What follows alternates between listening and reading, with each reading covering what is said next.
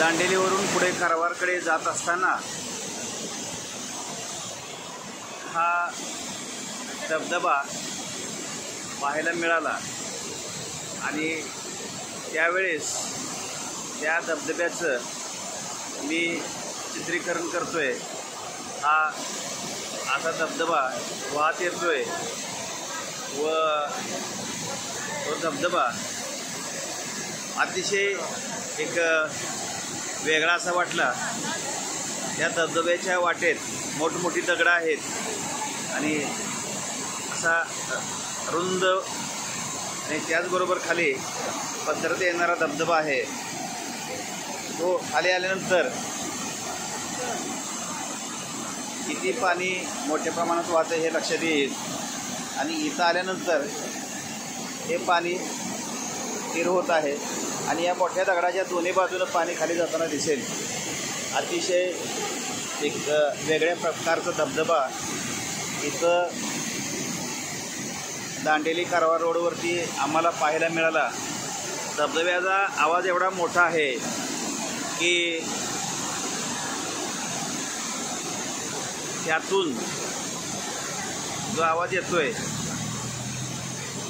त्या आवाजाबरोबर माझा आवाज येईल का नाही हे सांगता येणार नाही, परंतु अतिशय एक वेगळ्या प्रकारचा धबधबा।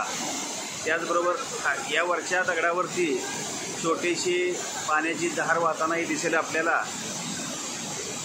एक असं वेगळ्या प्रकारचं निसर्गाचं रूप आपल्याला बघायला मिळते। हा एक वेगळेपणा। हाच धबधबा रस्त्याच्या दुसऱ्या बाजूने खाली जात असताना परत एकदा या दुसऱ्या बाजूचं सौंदर्य मी टिपण्याचा प्रयत्न केलेला आहे आणि अशा पद्धतीनं हा धबधबा आपल्याला वाहताना दिसतोय आणि पुढे असा अरुंद अशा दरीतून तो धबधबा पुढे वाहत जाताना दिसतोय आपल्याला। एक वेगळंच सौंदर्य यावेळेस मला अनुभवायला मिळालं आणि हा धबधबा दुसऱ्या बाजूनं कसा दिसतोय हे बघितलं आणि परत मूळ बाजूला जो धबधबा आहे तो या बाजूनं वरून येणारा धबधबा किती मस्त आहे हे रस्त्याच्या दुसऱ्या बाजूनं फार चांगल्या पद्धतीने दिसतंय।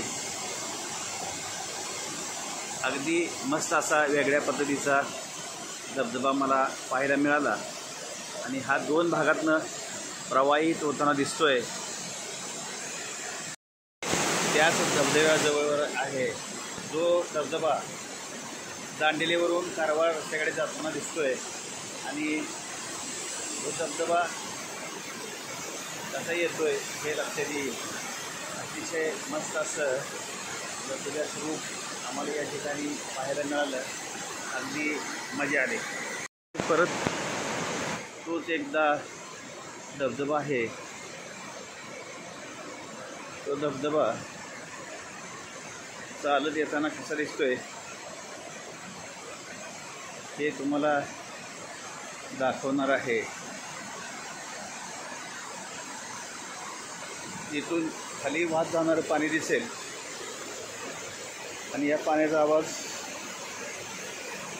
त्याचबरोबर ही हवा कशी वाहते हे लक्षात येईल, पाणी कसं वाहतं हेही लक्षात येईल आणि त्याचबरोबर हा धबधबा वरून अतिशय वेगळा असा वाहत येताना तुम्हाला दिसेल।